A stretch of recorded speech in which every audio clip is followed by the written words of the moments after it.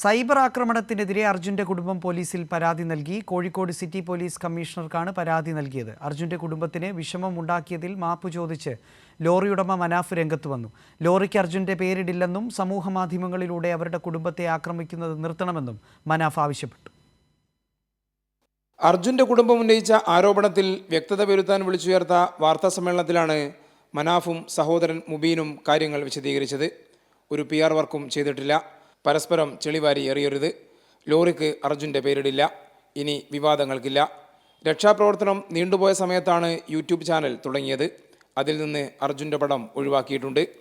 അർജുൻ്റെ കുടുംബത്തിന് വിഷമമുണ്ടാക്കിയതിൽ മാപ്പ് ചോദിക്കുന്നതായും മനാഫ് പറഞ്ഞു. കുടുംബത്തിന് നേരെയുള്ള സൈബർ ആക്രമണം അവസാനിപ്പിക്കണം.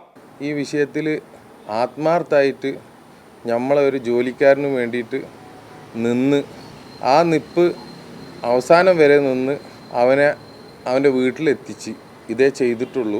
ഇതിലൊരു PR വർക്ക് അങ്ങനത്തെ ഒരു കാര്യം നമ്മളാരും ചെയ്തിട്ടില്ല.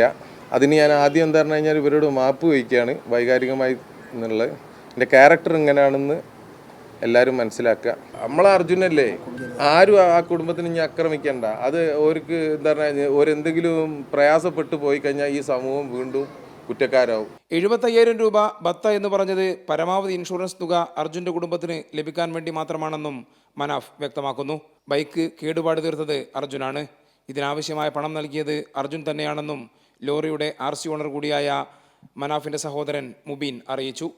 കൈരളി ന്യൂസ്, കോഴിക്കോട്.